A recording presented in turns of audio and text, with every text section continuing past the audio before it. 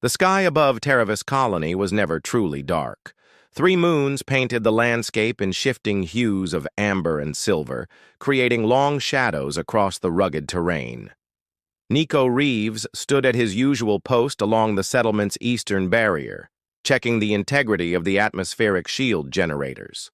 6 years on this remote planet had hardened him, weathered his once smooth features into something more resilient. The colony's needs never ended. Equipment failures, resource shortages, and the constant battle against Terravis's harsh elements. Shield capacitors showing 93%, Nico muttered to himself, making notes on his worn data tablet. The night wind carried the scent of mineral dust and the faint sweetness of the luminous fungi that grew in patches around the colony's perimeter. A flash of light caught his attention, then another. He looked up to see streaks of brilliance cutting across the star-filled sky. "Meteor shower," he said, a small smile breaking his serious expression. These cosmic light shows were one of the few natural beauties that made life on Terravis more bearable. The comm unit at his belt buzzed. "Nico, you seeing this?" It was Dasha, the colony's agricultural specialist and one of his closest friends. "Hard to miss," he replied, watching as the meteors intensified, dozens of them now blazing trails across the night. "Readings say they're breaking atmosphere." Dasha's voice carried a note of concern. "Might want to check the impact zone if any land nearby. Could be useful materials." Nico nodded to himself. "Already on it. I'll take the rover out at first light." The shower continued for nearly an hour, more spectacular than any Nico had witnessed during his time on Terravis. As the final streaks faded, one particularly bright object caught his eye, larger than the others, moving slower, and with a distinct bluish tint. Unlike the others, its trajectory seemed controlled, almost deliberate. It disappeared beyond the distant ridge known as Serpent's Spine. Sleep came fitfully that night, Nico's dreams filled with falling stars and strange blue light. When the primary sun crested the horizon, he was already loading equipment into the colony's exploration rover. "Be careful out there," Dasha called, jogging up to the vehicle. Her dark hair was tied back, concern evident in her eyes. "Sensors picked up some unusual readings from that impact site." "Unusual how?" Nico asked, securing the water purifier to the rover's storage rack. "Energy signatures we can't identify. Could be valuable tech, could be dangerous. Just," she hesitated, "just come back in one piece, okay?" Nico gave her a reassuring nod. "Always do." The journey to Serpent's Spine took nearly 3 hours, the rover bouncing over the uneven terrain. As Nico crested the final rise, he saw it, a shallow crater about 20 meters across, the ground still smoldering around its edges. At its center lay not the meteorite he expected, but something that made his heart race. It was a craft of some kind, sleek and curved like a teardrop, its surface an iridescent material that shifted colors in the sunlight. Most of it appeared intact despite the impact. Nico approached cautiously, scanner in hand. The readings were off the charts. Unknown alloys, unusual energy patterns, nothing like the technology used by Earth colonies. A section of the craft's surface rippled, then parted like water. Nico froze, his hand moving instinctively to the pulse pistol at his hip. A figure emerged, stumbling from the opening before collapsing onto the scorched earth. Nico stared in disbelief.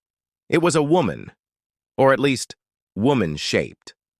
Her skin was a deep azure blue that seemed to shimmer with subtle patterns when she moved.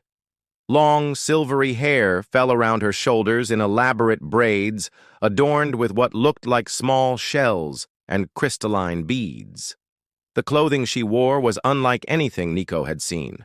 Flowing fabric that appeared to be partially liquid, clinging to her form before rippling with her movements. Most striking were her eyes when they fluttered open. Large, luminous, with pupils like dark opals that reflected the light in prismatic patterns. She was injured.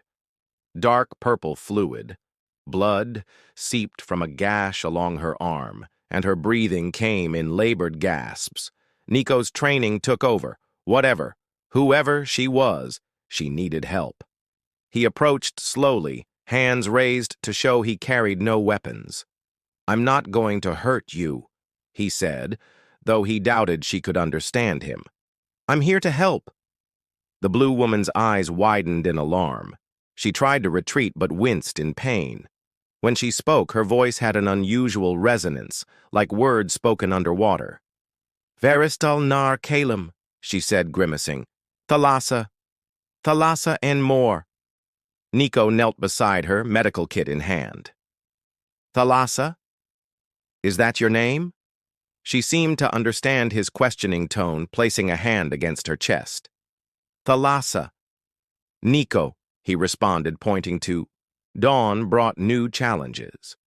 Nico awoke to find Thalassa huddled in the corner of his workshop, her blue skin noticeably paler than the day before. Her breathing came in shallow gasps, and her normally luminous eyes had dulled considerably. "What's wrong?" Nico rushed to her side, medical scanner in hand. The device beeped erratically, struggling to interpret her alien physiology. Thalassa gestured weakly to her throat, then made flowing motions with her hands. "Aqua, Maris," she whispered, her voice cracking. Understanding dawned on Nico. "Water. You need water." He quickly filled a basin from his emergency supply tank, offering it to her. Thalassa shook her head, then dipped her fingers in the basin. She touched her neck, just below her jawline, revealing what Nico had initially taken for ornate markings, but now recognized as delicate gill-like structures. "You need to be immersed," he realized aloud. Working quickly, Nico emptied his storage containers and connected them to form a makeshift tank, large enough for Thalassa to submerge at least partially. As water slowly filled the improvised bath, he helped her toward it. The moment she slipped into the water, the change was immediate. The dull pallor of her skin began to brighten, shifting through deeper shades of blue with subtle patterns rippling beneath the surface. Her gill structures fluttered slightly, and the tension in her face eased. "Better?" he asked. Thalassa nodded, the gesture becoming more natural each time she used it. She submerged herself fully for a moment, then emerged with renewed vigor. When she spoke, her voice had regained its melodic quality. "Gratitude," she said in heavily accented standard English. "I give gratitude." Nico stared in astonishment. You're learning our language?" Thalassa touched her temple. "Yes, I learned quick. Water helps mind connect patterns." "That's incredible," Nico said, genuinely impressed. "Your species must have remarkable adaptive abilities." "Necessary for diplomacy," she replied, her vocabulary expanding visibly with each exchange. "My purpose, before the betrayal." Before Nico could ask about this revelation, the workshop door burst open. Dasha stood in the entrance, eyes widening at the scene before her. "Nico, the colony's been searching everywhere for—" Her words died as she noticed Thalassa. "What in the Seven Systems is that?" Thalassa had instinctively shrunk deeper into the water, only her eyes and the top of her head visible above the surface. "She's not a that, Dasha," Nico said firmly, positioning himself protectively near Thalassa's makeshift pool. "Her name is Thalassa. Well, I'm not entirely sure what she is yet, but she's intelligent, and she's learning our language rapidly." Dasha stepped inside, closing the door firmly behind her. "Are you insane? You brought an unknown alien right into our colony without telling anyone? Director Harlow will have your head." "She was injured," Nico countered. "What was I supposed to do? Leave her to die?" Dasha ran a hand through her hair in frustration. "Of course not, but protocols exist for a reason. We've had 3 settlements wiped out by alien pathogens in the outer sectors just this year. As the humans argued, Thalassa emerged further from the water. No danger, she said clearly, drawing both their attentions. My people study humans long time, compatible biologies, no sickness spread. Dasha appeared startled by Thalassa's speech. She can talk? I am learning, Thalassa explained, her sentence structure improving noticeably. Water helps process information patterns. Your language is straightforward. Nico couldn't help but smile at the slight hint of condescension in her tone. See? She's harmless. Harmless? Dasha looked skeptical. We don't know anything about her or why she crashed here. Thalassa's expression darkened. Not crashed. Forced down. Sabotage. She gestured to the injury on her arm, now healing with remarkable speed. My own kind did this. Politics. Complicated. An uncomfortable silence filled the workshop. Finally, Dasha sighed heavily. Fine. I won't report this. Yet. But she can't stay hidden forever, Nico. Just give me time, he pleaded. A few days to figure things out before the whole colony gets involved. Dasha agreed reluctantly, promising to return with supplies. Once alone again, Nico turned to Thalassa with newfound curiosity. You said your people have studied humans. How? We've never encountered anyone like you. Thalassa emerged further from the water, revealing intricate patterns that shimmered across her shoulders like bioluminescent tattoos. My civilization. Very old. We watch from distance, observe many species, rarely interact. She paused, searching for words. Was diplomat, chosen to establish formal contact. So what went wrong? Nico asked gently. Division among my people. Some fear humans will disturb balance. They sabotaged. Hide! Nico whispered urgently to Thalassa, helping her submerge fully in her makeshift pool. He covered the containers with a large tarp, just as the workshop door burst open. Director Harlow strode in, flanked by 2 security officers. A tall man with a perpetual scowl etched into his weathered face, Harlow had never approved of Nico's independent streak.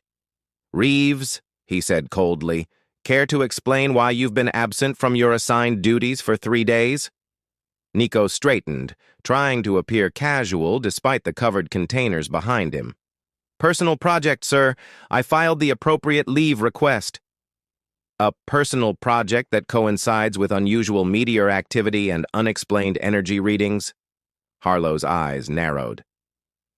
Colony sensors detected an unregistered craft landing in our territory. The settlement charter is clear. All extraterrestrial contact must be immediately reported.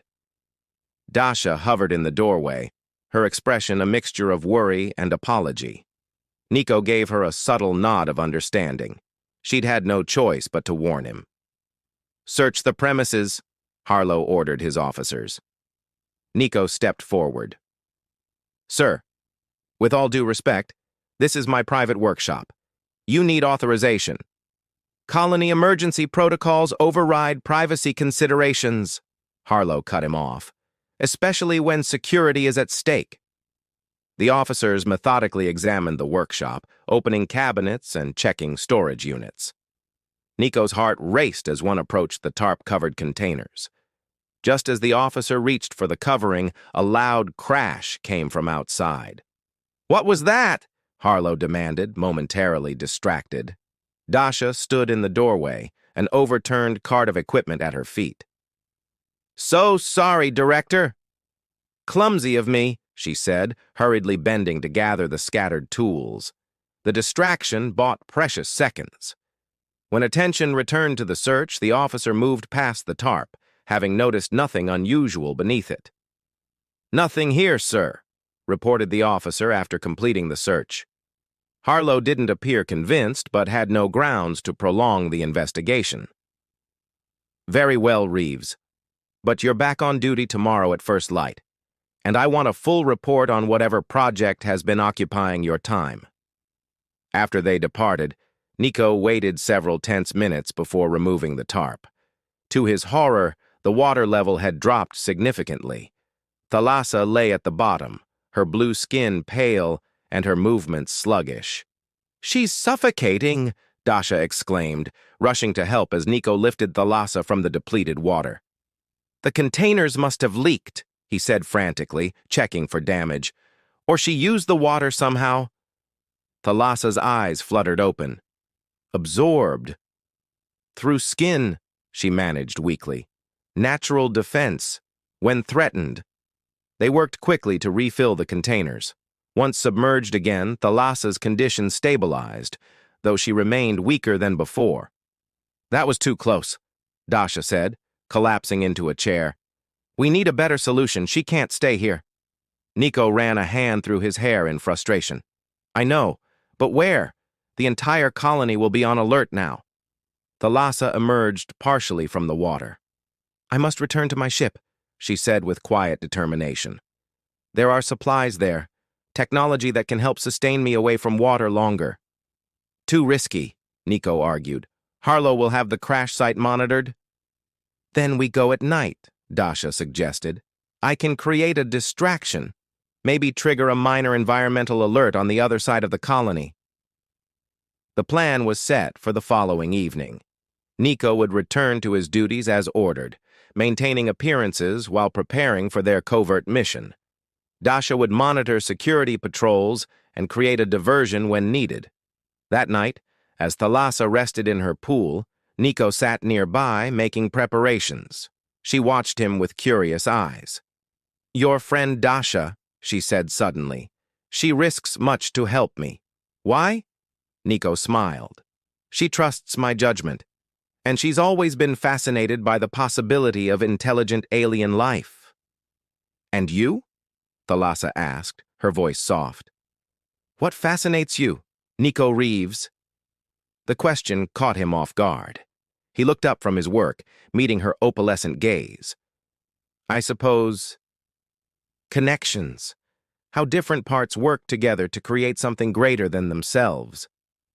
"An engineer's answer," she observed with a slight smile. "Maybe," he admitted. "But it applies to more than machines. Communities, ecosystems, relationships." A comfortable silence settled between them, broken only by the gentle lapping of water as Thalassa moved. "My people have a concept," she eventually said, "called estuarial souls, like where river meets ocean, where fresh water and salt water mingle yet remain distinct. It describes beings who belong to different worlds but find harmony in the meeting place." Nico considered this. "That's beautiful. Is that what you feel we are?" Thalassa. The twin moons of Terravis hung low in the evening sky, casting dual shadows across the rugged landscape.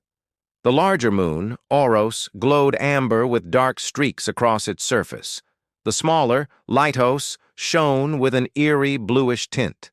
Local settlers called nights when both moons were full hunters' moons, times when predators were most active and danger most acute. It was under these revealing moons that Nico and Thalassa approached the colony's perimeter. They had spent the day in the cave, formulating a plan that seemed equal parts courageous and foolhardy. "I still think you should stay hidden," Nico argued one final time. "Let me go in first, speak with Dasha and the others who might support us." Thalassa adjusted the modified environmental suit that now sustained her more efficiently. The vials of luminescent fluid from her ship were integrated into the design, continually releasing microdoses of the compounds her physiology required. "Hiding has never resolved conflict," she replied with quiet conviction. "My people have hidden from yours for generations. The result? Fear, mistrust, and now violence." Her opalescent eyes met his. "Sometimes one must stand in the light, even when the hunter's moon reveals all shadows." They continued toward the settlement in silence. Nico knew Thalassa was right, but fear gripped him nonetheless. Not for himself, but for her. Director Harlow was known for his hard-line stance on colony security, and the appearance of an alien visitor would trigger protocols designed for worst-case scenarios. As they crested the final ridge overlooking the colony, they saw that security had indeed been intensified. The perimeter lights blazed at maximum intensity, and armed guards patrolled the normally quiet boundaries. "We won't make it through the main gates," Nico observed, surveying the heightened defenses. "There is another way," Thalassa said, pointing to a maintenance access point near the atmospheric processing plant. "The pattern of guard rotations leaves it unattended for approximately 43 seconds every cycle." Nico raised an eyebrow. "How do you know that?" "I observe," she replied simply. "It is what diplomats do." Her assessment proved accurate. They slipped through the access point during the brief window, entering the labyrinthine infrastructure tunnels that ran beneath the colony. These seldom-used passages connected vital systems, allowing engineers like Nico to perform maintenance without disrupting daily operations. "We need to reach Dasha first," Nico whispered as they navigated the dimly lit corridors. "She can help us arrange a meeting with the Colony Council, people who might listen before they react." Suddenly, Thalassa grabbed his arm, pulling him into a recess as voices echoed from around the corner. Two security officers passed by, their conversation clearly audible. "Entire eastern grid searching for it. Harlow's convinced the alien is hostile." "You believe that?" the second officer asked. "Don't know what to believe, but they found some kind of technology at the crash site, like nothing we've seen before, advanced stuff." "Weapons?" "Maybe. Science team's still analyzing, but Harlow's not taking chances. Shoot on-site orders for any non-human life forms." After the officers passed, Nico looked at Thalassa with renewed concern. "Shoot on sight? This is worse than I thought." Thalassa's expression remained calm, though the bioluminescent patterns beneath her skin pulsed more rapidly, a sign of stress, Nico had learned. "Fear is the natural response to the unknown," she said. "It does not mean peaceful resolution is impossible." They continued through the tunnels, eventually emerging near the agricultural dome where Dasha worked. The massive greenhouse structure housed the colony's primary food production, carefully controlled environments cultivating earth crops adapted to Taravis's conditions. Using his access codes, Nico bypassed the security lock on a side entrance. Inside, the humid air was filled with the scent of growing things, a stark contrast to the mineral dust that permeated the rest of the settlement. "Dasha should be checking the irrigation systems about now," Nico whispered, leading Thalassa between rows of tall, leafy plants. They found Dasha in the central control hub, her back to them as she adjusted settings on a monitoring panel. When she turned and saw them, she nearly dropped her tablet. "Are you insane?" she hissed, quickly checking that no one else was nearby. "The entire colony's looking for you, and her." "We know," Nico said urgently, "but we need your help. Thalassa isn't a threat. She's a diplomatic envoy. Her people have been watching human settlements for years." Dasha looked skeptical. "Tell that to Harlow. He's convinced she's the advanced scout for an invasion." "That is incorrect," Thalassa interjected, stepping forward. The light from the hydroponic arrays caught the subtle shimmer of her blue skin. "My mission was peaceful,"